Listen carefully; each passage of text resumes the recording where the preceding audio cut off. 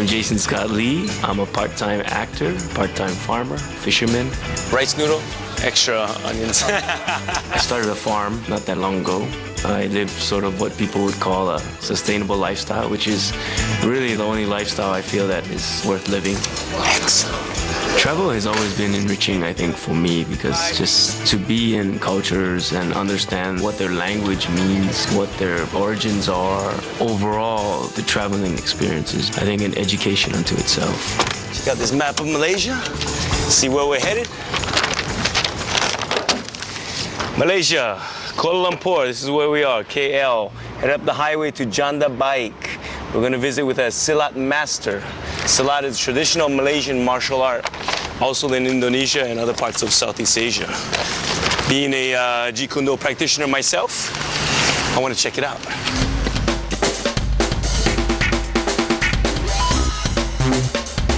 I've flown here to Kuala Lumpur from my home in Hawaii. And for the next few weeks, I'm going to travel around Malaysia and try and find out just what makes this place tick. There's a madhouse out here. Glad we're headed out of town. They say if you want to understand the country, you have to get to know its people. So that's what I'm going to do. Monsoon, thunderstorm, and lightning. There's no hotels on this trip. I'm going for grassroots experience and staying with the locals in their homes. But first, down to the business at hand. The Malay martial art, Silat. The type of Silat here is called Silat Sending. And what does that mean, Sending? it can mean sidestep, it can mean, out of line of attack, yeah. Sidestep. Oh, there you go. Like that. Oh. This guy's called Din. He's a Silat practitioner, and he's going to be my travel partner for the next few days. We're about to join up with a class of Silat students who are studying under one of Malaysia's most respected teachers.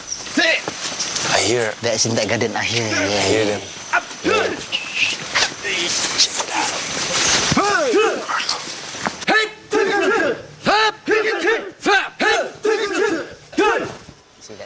About 15 years ago, I learned Jeet Kune Do in order to play Bruce Lee in the movie of his life. Since then, I've remained the practitioner, so I'm keen to branch out and try this Malay martial art. Oh. Ni kawan saya, Jason. Dari Hawaii. You yourself are a martial artist, isn't it? Yes. Yeah, very good. Martial arts movie star. Film star, yeah. He wants to join in your training session this morning. Yeah, okay.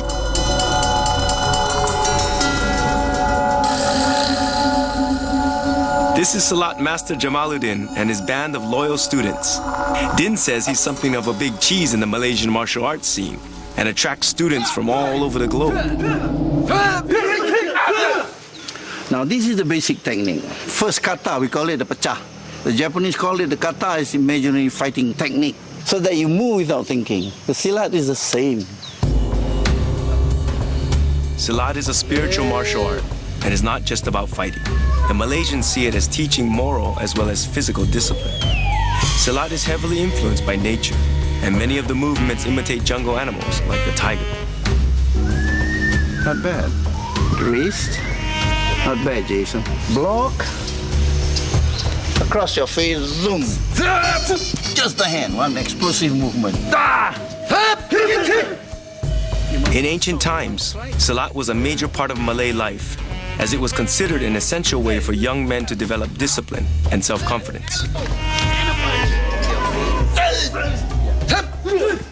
If you to stab, a person can do this and deflect. This one will inflict a cut very bad. He can literally disembowel you. See? Good. Give it all you got, Jason. You need the breathing. That breathing, gives you the inner strength. Because you know why? It's the breath of God. So you learn the breathing technique, you will have more power than the flesh and bones in your body. And that is the truth. The master. He was a very interesting guy. Oftentimes they say you can see the quality of a master through his students. And I think his students were all very good natured and with the right attitude. And that's the end. Nice to meet you. So, Jason, let's compare notes. I mean, you tell me what you know about fighting and what do you think of Silat so far? What do you think of that class just now? It seemed very classical.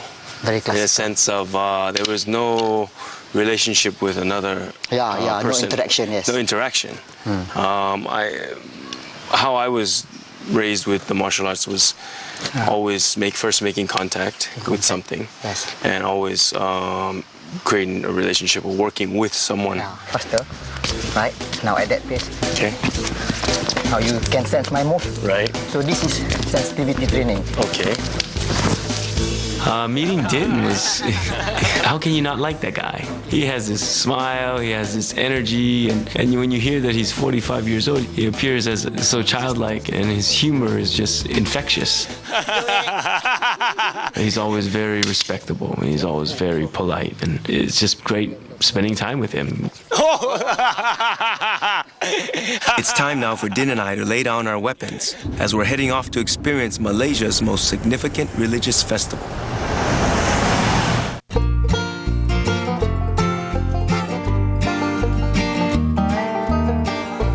Din and I are heading an hour and a half north to the tiny Muslim village of Kuala Madang.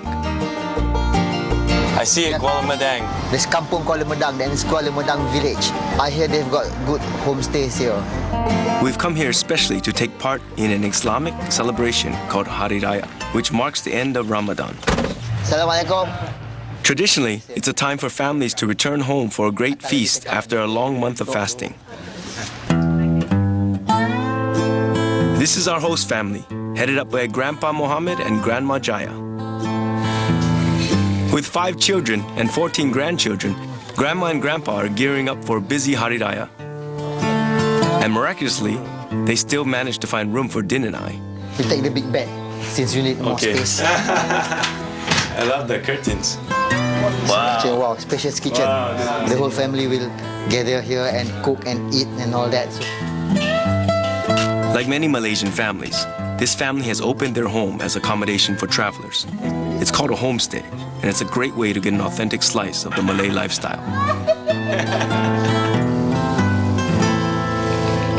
There are about 200 families in Kuala Madang, most of whom make a living from farming. The town is full of homestays and regularly attracts travelers like Din and I who are keen to explore the fast-flowing Jalai River.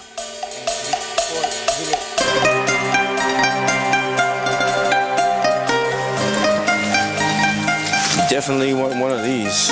Yep. The river is fast. It's like North Shore in the wintertime in Hawaii. oh yeah? Mean rip currents. Din tells me that as a younger man, he spent 2 years living with the indigenous people of Malaysia, the Orang Asli. He's heard there's a settlement 45 minutes downriver from Kuala Madang, so he's keen to check it out.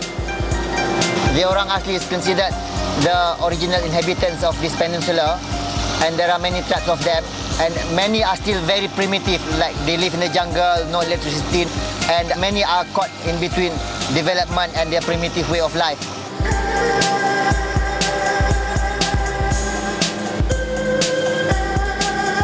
Nice. Oh, thank you. Wow. How do I? Wow, you look fantastic. Yeah, right. Fantastic too. Pretty. Yeah. Very pretty. Terima kasih. How you feel, Alex?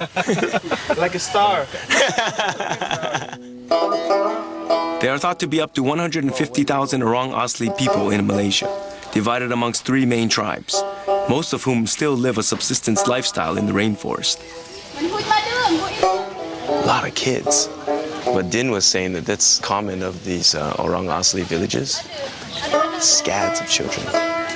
Wow, they got solar panels. Yep. It looks like technology has found its way to the jungle, and so has religion. Din tells me that a little over 10 years ago, this tribe converted wholesale to Islam. Many of the old supernatural beliefs of good and evil spirits are fading with the generations, but the Orang Asli still hold on to some of their traditional ways. He made this blowpipe about a year ago, and he uses it for hunting. This bamboo? Yeah, this particular bamboo? Ah, no good.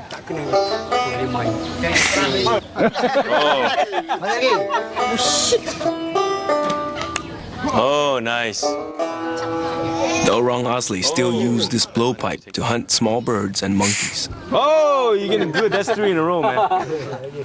They coat the tip of the dart with a lethal poison made from the sap of jungle trees, and the toxin takes only minutes to kill.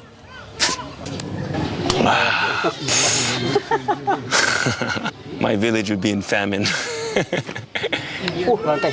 This is what we would call an ancient race of people. In Hawaii, we call them Menihunis, kind of a small grouping of magical people. And you could see that quality in them. They're almost elf-like.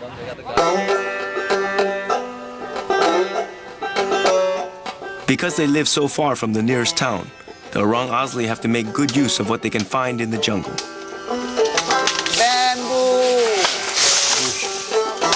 They use bamboo for just about everything, from blowpipes, tools, and even house construction. Nice, these are solid, man. Bamboo, supergrass. It grows really, really fast. You can probably grow one this length in maybe 4 years, I think. And in this type of Southeast Asian hot weather, they'll grow probably even faster.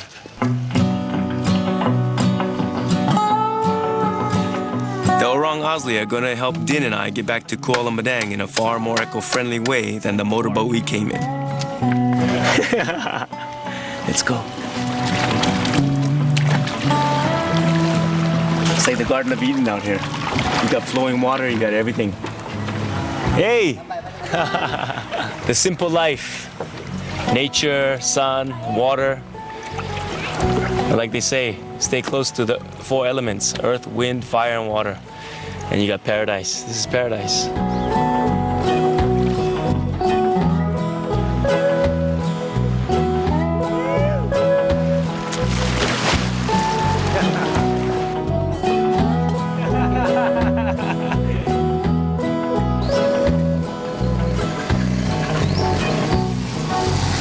Din and I are soaking from the river journey. Walking in wet shoes. We have to quickly slip on some clean clothes as he's invited me to join him for prayers at the local mosque.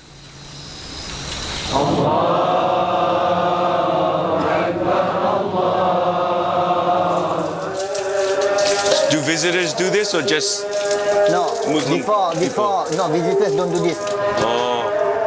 Before prayer, one must have ablution, must perform the ablution, must be spiritually cleansed, and it's called the wudu. You can sit down here.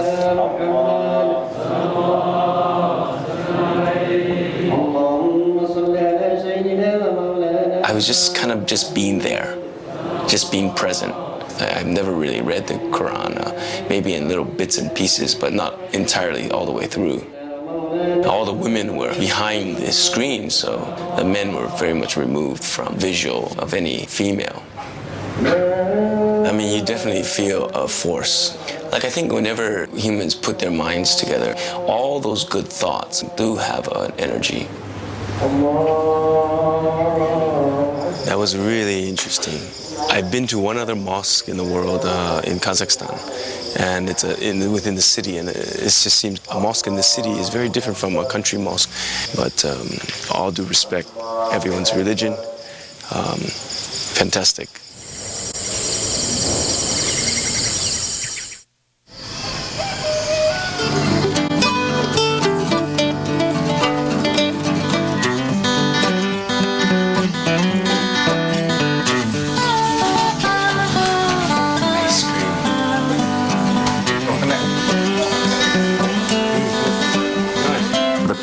That we stayed with were very welcoming.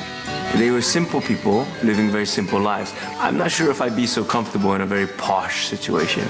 You feel much freer just walking around in a sarong or just going to the bath without a shirt or whatever, walking in and out barefoot. It's the kind of culture that actually promotes being real, being simple, not having to impress anybody with having much. We're heading to the local market with Grandma Jaya. Today's a big shopping day in Kuala Madang, as it's the end of the Ramadan fasting month. For the past 4 weeks, Grandma and her family have been abstaining from food and drink during the daylight hours. This all ends tonight with a celebration and a feast called Hari Raya, which signals the end of fasting. Out of all the stalls, it's the butchers that are doing a roaring trade today.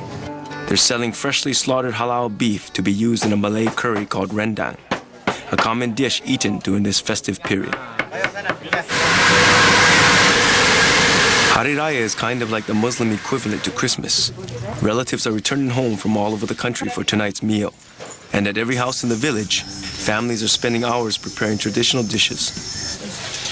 It's rare that you see communities come together like that, you know, especially different generations coming together.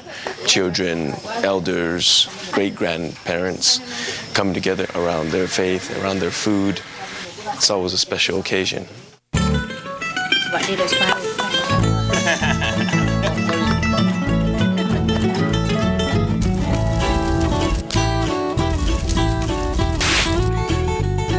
With the long month of fasting over, Grandma's family have invited Din and I to join them for what must be a much anticipated dinner.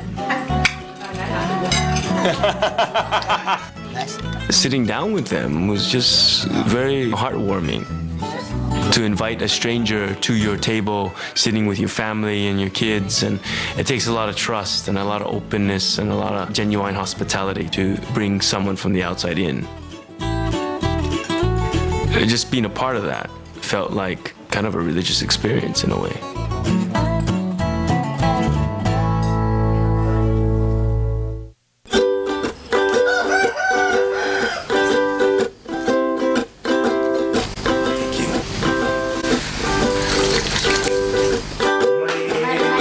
I was asked to come to the kitchen, and when I walked into the kitchen, there was Grandma standing there with this big smile on her face saying, "I brought you something." For me? Wow. It was this beautiful sky blue outfit for Hari Raya.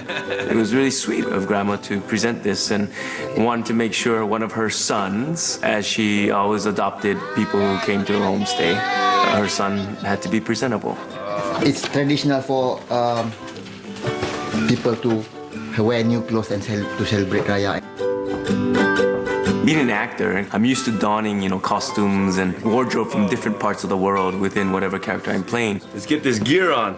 But I think in real life, I felt a little bit unsure about wearing it. Now, is anybody going to be offended that I'm not of the faith? And then, Nah. so there's no prayers I have to say before I put it on? And Nah.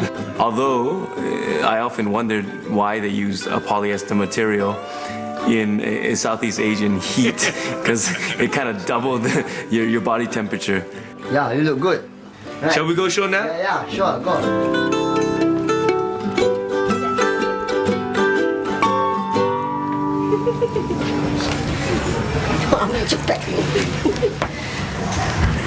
What I understand what's going on here is everyone, the family's lining up to the elders of the family to offer forgiveness to each other. And it's sort of part of the closing ceremony and ritual of Hari Raya.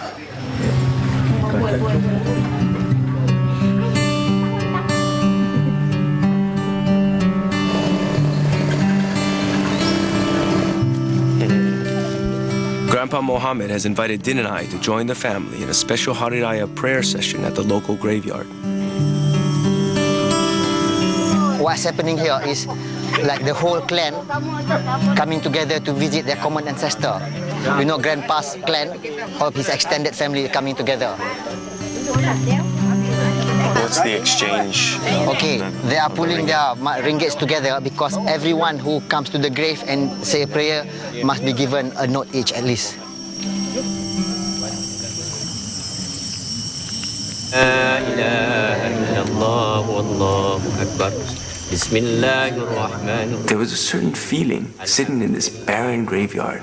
A few stones here and there, what kind of looked like makeshift areas where it marked out a grave with the color of all these decorations we wore. It was really kind of haunting in a way. قل أعوذ برب الناس ملك الناس إله الناس. While they were chanting and while they were doing their prayer, I felt it doesn't matter if I am of the Islamic faith or anything. I just felt a part of it.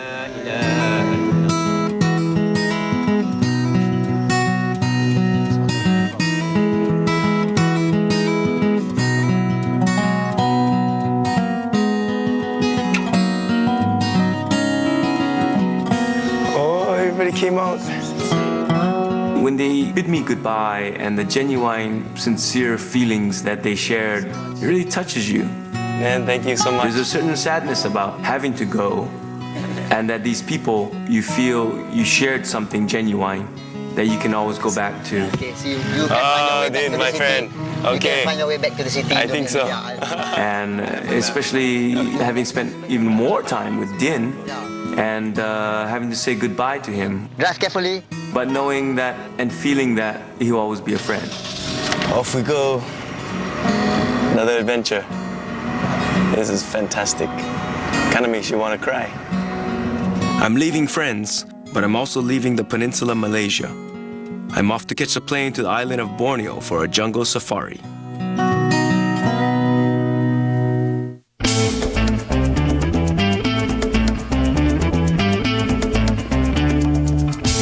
Malaysia is spread across two great landmasses, the peninsula Malaysia and the island of Borneo. So for my next adventure, I'm taking a 2.5-hour flight to Sandakan in East Malaysia.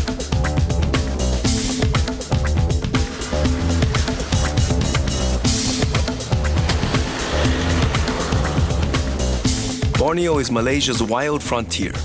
Its name alone is enough to conjure up romantic ideas of adventure and exploration. I'm here to check out the wildlife, and I'm choosing the tiny village of Mengadas as my HQ.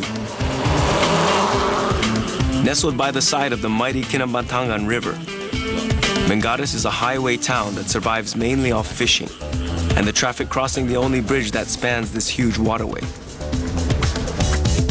There are no shortages of homestays in this town. In fact, almost every second household offers up their home as accommodation. Wow, this is cool. The gangplank. Nice house. Hello, hi. Musa, Jason. Yeah. Jason. Sister. Yeah. This is my host family in Mengadas. Musa, his wife Kia, their children and grandchildren. Hello. Hi. Once again, I'm walking into a new environment, a new home, a new family. But looking at this particular house from the outside, I'm already impressed with its simplicity. Open air, country. Walking into this situation where Mr. Musa, the patriarch of this house, doesn't speak too much English. I guess I look Japanese, so he greets me with Japanese. I knew I was gonna feel really happy being there for the next few days. That's pretty cool. It's gonna be difficult, this one. No translators around here for me. Din, where are you? I think that's all I need for now. The Kinabatangan River snakes its way around Mengadas and out to the Sulu Sea. It's a world-famous haven for wildlife, and that's why I'm here. Today I'm off to meet a man who explores the Borneo jungle and makes a living by stalking its primates. Hey, Jason! Hey! Oh, nice day. Glad I could make it out. Yeah. This is Sid. He's a Borneo wildlife photographer with a passion for monkeys. We're going to a small tributary, try to look for some proboscis monkey and Oh, the monkey with the big wildlife. nose. The monkey with the big nose, like Pinocchio. Sid is famous around these parts for his knowledge of the Kinabatangan River and the wildlife that lives beside it. His specialty is the proboscis monkey, the big-nosed godfather of jungle monkeys. This is a perfect spot for them, and this is the right time. This is a freshwater swamp forest. The habitat is ideal because of fruits and food. And this sort of middle canopy, top canopy is where they live. Whoa! Now that's a big male. They are 30 kilograms. That was about maybe 10 of them in there, huh? Yeah. Oh, there's some more on that far side. What they're doing now really is moving and grazing, eating and running. They're browsers. They don't stay still in one area. Sid says the proboscis monkey is only found in Borneo and is an endangered species. The monkey was nicknamed the Dutch monkey by the native Borneans as they thought its body shape and big nose resembled early Dutch settlers. Oh, nice on the side. See that one there? That was that the male? No, that's the female. That's a female. If you look carefully on the nose, it's got a short pointed nose. Okay. Okay, it's wow, jumping. Oh, that's so cool. Yeah, so the male has long and pendulous nose. So one male has 2 to 15 females. Oh. You know, as a harem, as a family. If you're a handsome male, you could probably get more females, but it's a tough jungle out there. Oh, look, the mother with the baby. Look, there's a blue-eared kingfisher. Wow, it's got a big beak for a tiny bird. Oh, there we go. These are long-tailed macaques. They come in a pack. They're widespread in this forest. Due to the increase in demand for agricultural land, Sid says the wildlife here lives in a narrow corridor of jungle on either side of the river and is now passionately protected. It's a storm building up there. It's going to rain anytime. Here's a storm. Tropical storm. Yes. This one makes the rainforest. All green. Big drops. Makes the rivers flow. The weather's so warm here in Borneo that you sweat all day, so it's kind of a nice shower, you know? You can kind of take some soap and just kind of... We are in a big floodplain here. Okay. The rain, the flood just replenish the forest, and after the flood, the whole forest just refreshed. Yeah, we're experiencing it, man.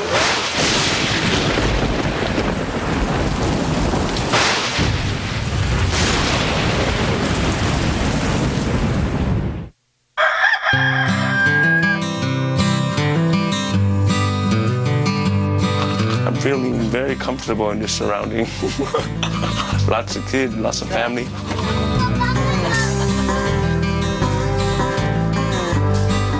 Musa here is going to take us fishing, throw net, I believe. So I'm curious to see what kind of fish we're going to catch today. The people in this area were originally farm people, but now they've called themselves the river people, or people of the river. Musa is a farmer and fisherman by trade. At 72, he still feeds his family from occasional catches on the Kinabatangan River. The one thing you observe first off about Musa is this inner strength. It's kind of like samurai quality.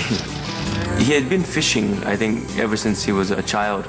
This was something that he loved to do, even in his 70s. You know, watching him, it reminded me of my dad, because my dad was a fisherman that way. He was a throw net fisherman along the shores of Hawaii. So here's the type of catfish that he's pulling in from the river. It's ikan lice. Fish lice. Fish lice. Yes. That's lice. I'm corrected.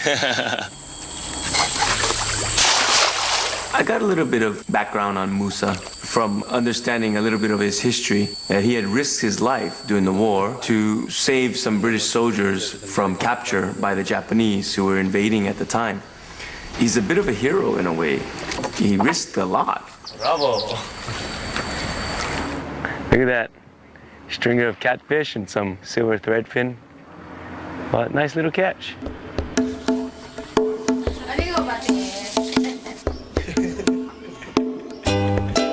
Hey, Jason. Hey, Sid. Selamat pagi.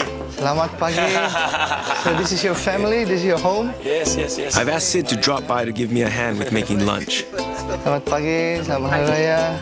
I'm cooking up the fish we caught this morning, and I want to do it in a Malaysian style, so I could use a little local Yeah, knowledge. chop it up, huh? Very popular ones are string beans, Wow. eggplant. Bornean eggplant. That's beautiful. Look at the color on that. Locals would prefer catfish with eggplant and string beans. Do you think they got any like cabbages? It's a pretty nice, really squatty looking.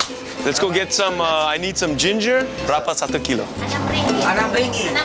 ringgit. 6 ringgit. 6 ringgit. That's amazing. Oh, it's a lot of food. It's a big family.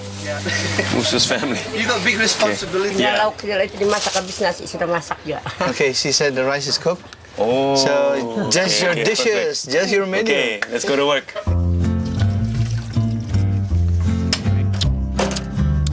Oh, what this? Ya, pandan. Oh, this is the pandan. I think the families, especially the children of the homestay, are kind of intrigued by the visitors that kind of come through because they have all these different cultures coming through their house. So they can't help but learn about all these different places. So it's like the world coming to their doorstep. Hey, good job, Ipon. Ipon, I gotta introduce you. This is one of our star players, Ipon. Speaks a little bit of English. Been teaching me Malay. Hello. Hello. Is this not the coolest kitchen in the world? Open air, sunshine. Hey, look at the chicken there, feeding on the scraps. They clean up, huh? I really enjoy cooking. When I'm home, I usually cook just about every night for friends, for myself, for family. But when you're in another culture and you're in another environment, it's kind of scary. Not bad, huh? Yeah. Dude. Yeah. Musa's catch. You want their confirmation. You're trying to make some connection there. You want them to like what you cook. So there's a lot of apprehension, and I put a lot of effort in trying to do the right thing and make it taste just right. Oh, dia tinggal sana. She saw your style of cooking. So she can copy it. That was probably one of the cheapest meals I've ever cooked. I fed the whole family for about 14 ringgit. That's just $4 US.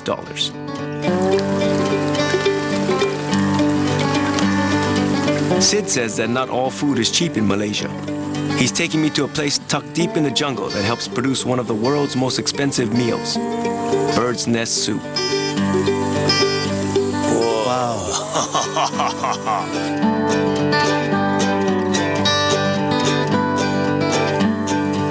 This is the Gomantang Cave, a huge limestone cavern that's home to millions of bats and swiftlet birds. Now those are swiftlets. Those are the birds that make the edible nest. So do they make all those little holes in the wall? Those are actually birds' nests. The swiftlet's nest is the main ingredient of bird nest soup. These tiny birds weave a nest from strands of their own saliva, and when the nest is cooked, it's considered a supreme delicacy. How much would something like this cost? That could cost easily about $30 US. A kilo of this would cost about $3,000 US. It's got some weight to it, actually. Swiftlet spit. Oh. See that ladder? Yeah. Stairway to heaven. It's about 80 meters to the top. They actually climb that thing. Yeah. 3 times a year, a person would climb up this ladder and handpick all those birds' nests sticking on the ceiling. To protect the swiftlets, harvesting of nests is limited to just a few times a year at these caves, but still earns the people of Sabah millions of dollars each year. The bats and birds share the cave with some pretty creepy neighbors. Wow. Thousands of them here. Now these cockroaches live in the caves. They feed on the bat droppings and bird droppings. They help keep all this whole ecosystem in here going. You see that? That's the cave centipede. If they bite, can be nasty. It's a venomous centipede. We should keep away from that. Wow. This guy spends a week at a time sleeping amongst the creepy crawlies to guard the valuable birds' nests. But it's not him I feel sorry for. It's these crabs. They live out their life in a river of bird and bat poop.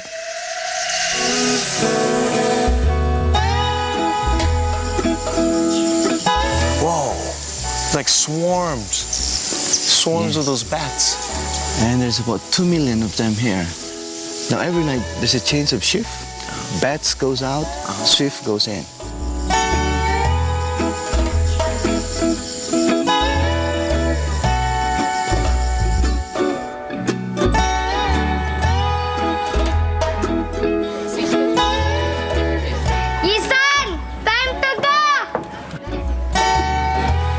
Terima kasih. Musa. Oh, okay. Terima kasih. I guess at these homestays you always get this feeling of this familial love, this kind of our home is your home, you know, like the house really is yours. Thank you, Musa. Thank you. Thank you. Kind of feels like back home where I'm from, as we say, ohana feeling, you know, a family feeling. Make sure you're a good boy. Bye-bye. Bye-bye. Bye-bye lang.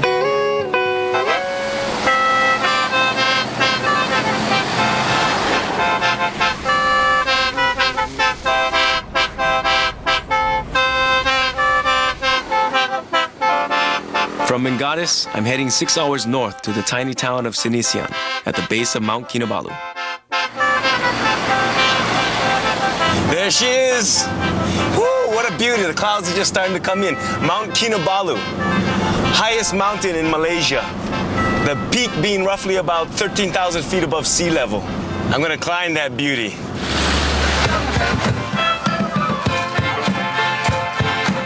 Sinisian is going to be my base for this epic climb. It's an agricultural town and home to the Kadazan Dusun people. With fertile land and a cool climate, the Dusun have been reaping rich harvests from these mountain valleys for centuries.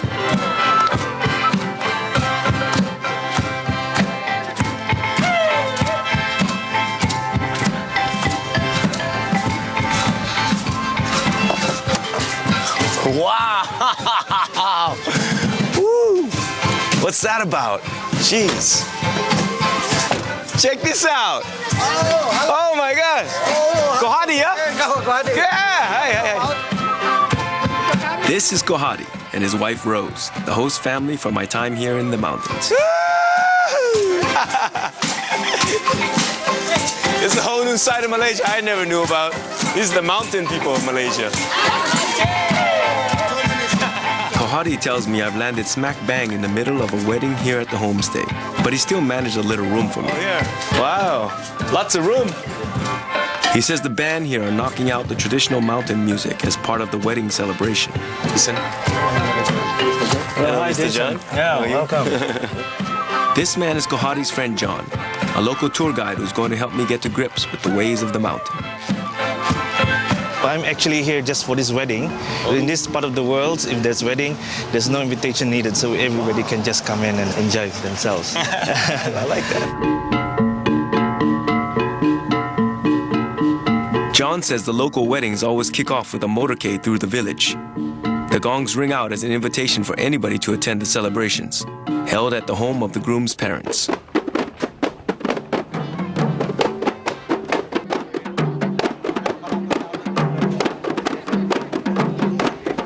This is the bride and groom, Redouan and his new wife Ilne. The relatives are taking turns blessing to say that they have been officiated, that they have been accepted by both families. Today is the main day where the groom have taken the wife officially to the house here. Looking at the wedding from an outsider's point of view, you kind of have this feeling like, wow, this is their day of days. This is the day they connect to take vows for the rest of their life. But there's such a serious look about them, both of them. Personally, at weddings, I kind of sit back and take it in, and I don't really engage too much. I'm not sure if marriage is the thing that lights up my life. I'm not so sure, but I can appreciate, people taking that commitment to each other. With the wedding over, I'm leaving to prepare for one of the biggest physical challenges of my life, climbing Mount Kinabalu.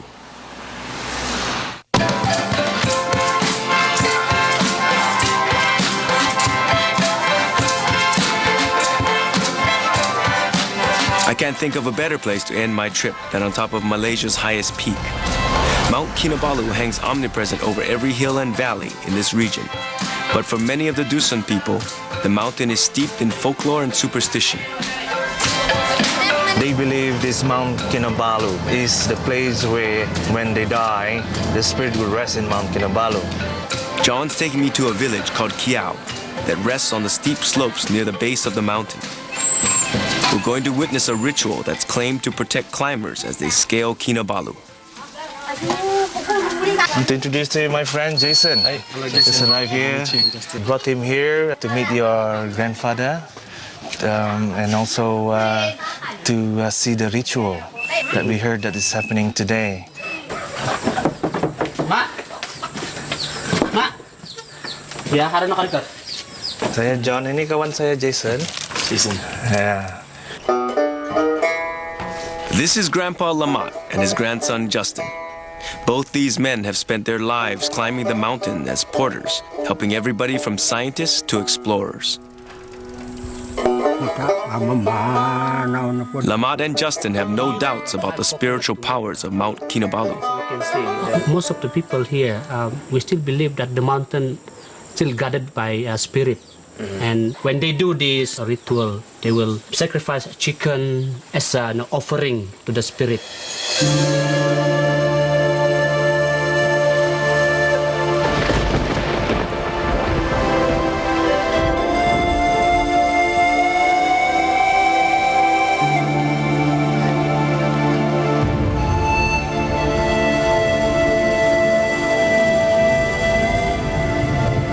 During the ceremony with the chickens, I didn't understand the prayer. It seemed all in an old tongue that I wasn't aware of.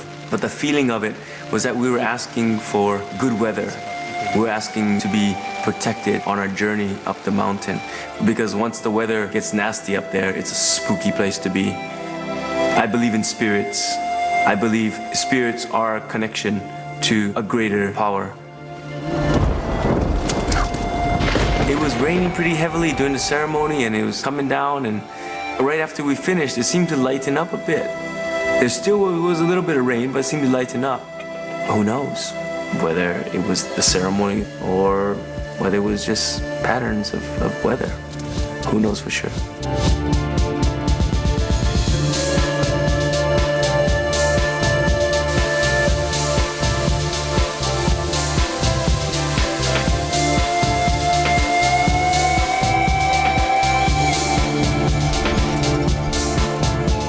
Justin has climbed this mountain hundreds of times. It's a grueling 2-day trek to the peak, and today we are aiming to reach base camp at about 3,000 meters. Hey, Justin. Yep. How high are we now? Now it's around 1,900 meters above sea level. Wow, you can kind of see the vegetation is changing a bit. Yeah. It's almost like this subalpine. I see all these tree ferns here. We have those in Hawaii. We call them ohapu. Very different from where we came from. Sort of that. Totally different. Yeah, the canopy jungle. Now there's a lot more light. We're in the clouds.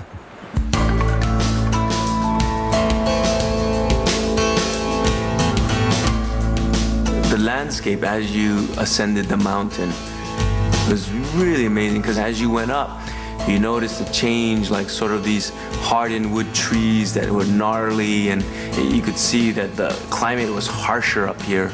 And there's this little fern grotto of moss and trees and shadows, and it's just beautiful.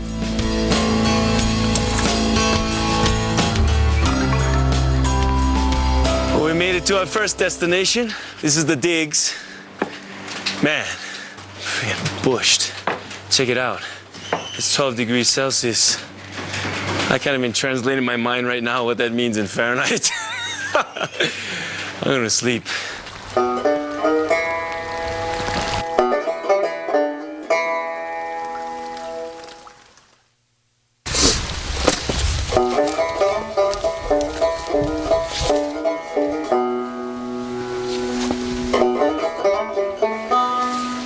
Hey, it's Jason. It's 2 a.m. We're headed up to the peak. It's slow moving. It's really difficult. I gotta take a lot of breaks. Now I'm at 10,000 feet elevation, and the oxygen is a bit lacking, so you immediately start feeling it.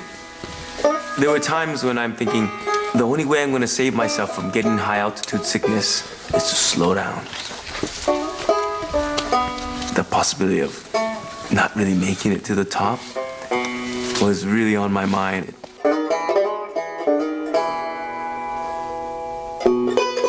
The climb was definitely harder than I expected, with the dizziness and lack of oxygen. And, you know, getting to the top, I was really exhilarated, truly, genuinely, like, happy.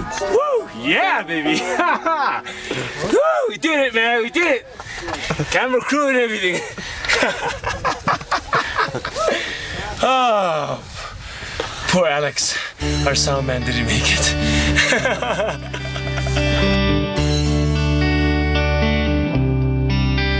What a view, huh? You can almost talk to God up here. I'm glad we saved this for the last, because this is the best. What a pilgrimage.